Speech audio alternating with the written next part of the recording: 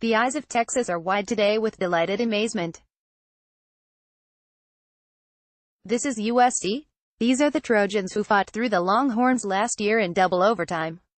These are Trojans who battled the Longhorns to the last breath in the 2006 Rose Bowl. These are their ancient and storied rivals. Advertisement? No, these aren't. Not on this latest suffocating Saturday night. Not even close. The Trojans walked into at a raucous Darrell K. Royal Texas Memorial Stadium that was juiced with orange. They walked out as pulp. The Trojans were surrounded by a stadium record 103,507 fans screaming so loud, the sweltering concrete shook. They responded by making what seemed like a record 103,507 blunders so loud, their season is now quaking.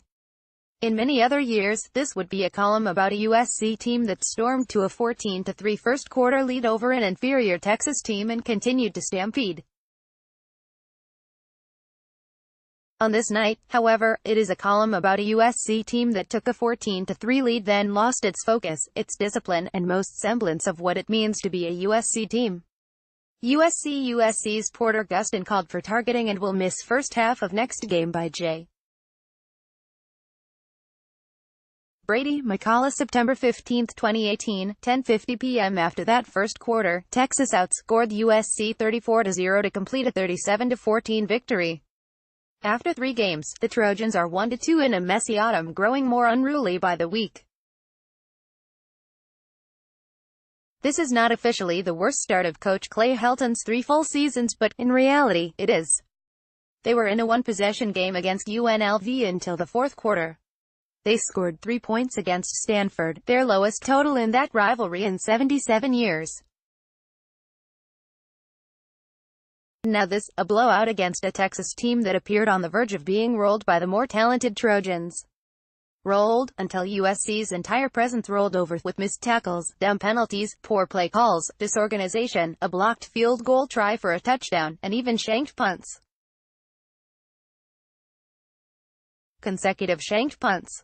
They have been this bad before, but they haven't been this bad with stable leadership in several years. In fact, this is the first time the Trojans have suffered consecutive regular season losses with the same quarterback and head coach since Lane Kiffin and Matt Barkley in 2012.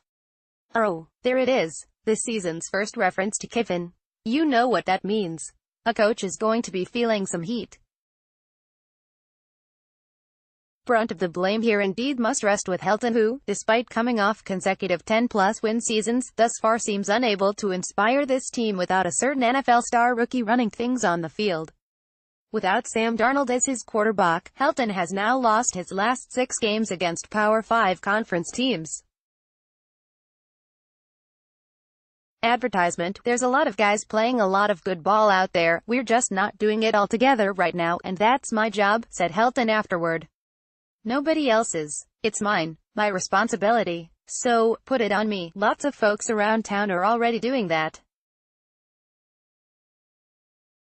From this moment until the end of this season, all the pressure will be on Helton to figure it out. He is the nicest of guys, but folks are clamoring for this team to get nasty. More sports spotlight. Hurricane leads to a weird situation in Nashville by Tom Hoffarth September 15, 2018, 7:10 p.m. Helton needs to fix offensive chaos that resulted in a -5 yards rushing total that include 3 sacks of freshman quarterback JT Daniels. Seriously, how can any supposed power football program, playing against the 90th ranked run defense, have running backs gain just 24 yards? Helton needs to fix pass protection. He needs to fix run blocking. He needs to fix play calling. I thought they did nice job with their zone pressures, their run pressures, give them credit, said Helton of the Texas run defense. I thought they came to the park to see how the quarterback would play, and I literally saw the guy grow up before my eyes. Daniels was indeed looking all grown up, even brilliant at time, completing 30 of 48 passes for 322 yards and 1 interception. Who would have thought that the 18-year-old quarterback is the one thing on this team that nobody needs to worry about? He got better today, there's no question, Helton said of Daniels. Helton also needs to fix some of the 10 penalties for 99 yards that kept Texas alive and got Porter Gustin kicked out of the game for targeting, and he needs to fix the other reckless play that led to big Texas plays. In general, Helton needs to remember whatever it was that led this program to its last truly great victory, in the Rose Bowl after the 2016 season. Standing on the Pasadena field after that chilling victory over Penn State, he said, "This team is the definition of fight on." He needs to inspire his player to rediscover that definition, because they have certainly lost it somewhere, just like they lost Saturday's game, slowly, painfully. Beginning in the second quarter, Texas scored a touchdown on a missed tackle, a field goal after a lofted interception and another missed tackle, and then USC lived out the sequence that epitomized the night.